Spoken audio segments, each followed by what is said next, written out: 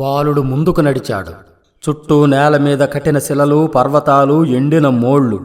అక్కడ కాలనాగులు కసితో గండశిలలను కరుస్తున్నాయి. అంతకుముందు ఆ దారిలో నడిచి పడిపోయిన కళేబరాలు, హస్తిపంజరాలు. చూస్తూ ముందుకు సాగుతున్నాడు. అదే వనములో హనుమంతుల వారు సంచరిస్తూ ఉన్నారు. దూరం నుంచి ఈ బాలుడు హనుమంతుని కంటపడ్డాడు. తీక్షణంగా గమనించాడు ఈ బాలుడిని మారుతి. ఎదమీద బుసకొట్టే కోడె త్రాసులా వేగంగా నడిచే బాలుణ్ణి చూసి ఆ బాలుని తీక్షణత, ధీరత్వాన్ని గమనించాడు హనుమంతుడు. వీడెవడో అసందర్భంగా, యాదృచ్ఛికంగా పొరబడి, ఎవరితోనో విడవబడి ఈ వనములో సంచరిస్తున్నవాడు కాడు అని అతని తీక్షణతను బట్టి హనుమంతుల వారికి అర్థమవుతోంది. ఈ బాలుడు ఎవ్వడయ్యుంటాడు అని తన దివ్య దృష్టితో చూశాడు. వెంటనే తెలుసుకున్నాడు హనుమంతుడు. ఓహో, ఇతడు మచ్చేంద్రుడు. కలియుగంలో దుర్మార్గుల చేతిలో దుర్వినియోగం కాకుండా ద్వాపర యుగాంతంలో పరమశివుడు మంత్రాలను, తంత్రాలను, యంత్రాలను కలుషితం చేశాడు.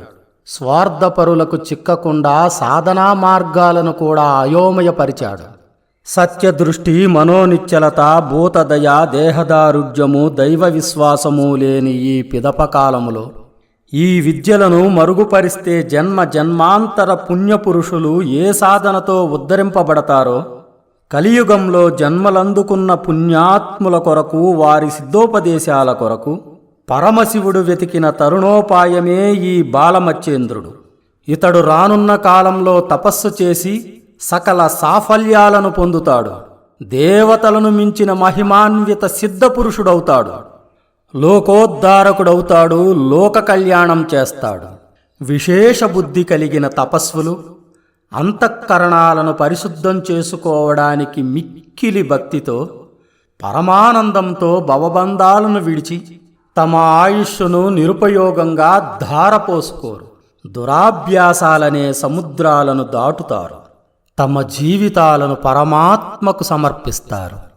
మరణశీలమైన శరీరాన్ని లెక్క చేయరు కదా. అలా అనుకుంటూ హనుమంతుల వారు ఇతడి మనోసంకల్పాన్ని చూసి బహుముచ్చటపడి సంతోషించారు. తానెంచుకున్న లక్ష్యం వైపు అడుగులు వేసేవాడే విజయాన్ని సాధిస్తాడు. బాలుడు తపస్సు చేయాలని నిశ్చయించుకున్నాడు. అతడు తన లక్ష్యం వైపే వెళుతున్నాడు అని అనుకున్నాడు. అతడి మనోప్రతిభను గుర్తించాడు హనుమంతుడు. ఆ బాలుని అనుగ్రహించే ఉద్దేశంతో అతనిని అనుసరించాడు మారుతి.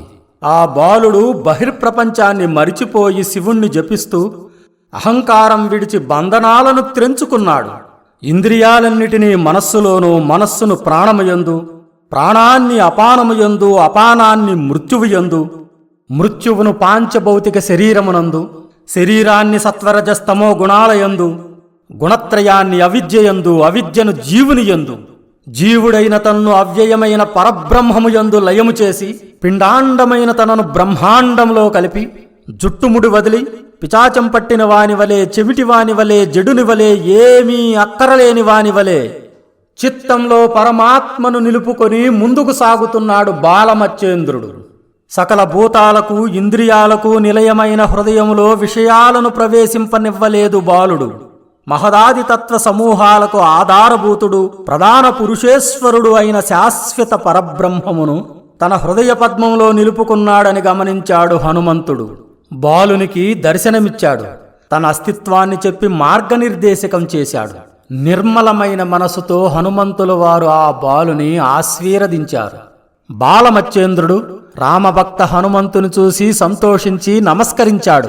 బాలమచ్చేంద్రునికి హనుమంతుల వారు బదరికావనానికి దారి చూపించి తన దారిన తాను వెళ్ళిపోయారు. శ్రీ ఆంజనేయుడు మచ్చేంద్రుల వారికే కాక ఇప్పటికి కూడా హనుమంతుల వారు తలవకపోయినా సరే సాధకులకు సహాయపడుతుంటారని ఉత్తమ భక్తుల, సాధకుల అభిప్రాయం. ఇది అతిశయోక్తి కాదు, సత్యం. ఇక బాలమచ్చేంద్రుడు నిర్మలమైన ప్రయత్నంతో ప్రయాణం సాగించి బద్రికాశ్రమానికి చేరుకున్నాడు. గంగా తీరాన పరమపురుషుడైన ఈశ్వరుని కొరకు తపస్సు చేయనారంభించాడు.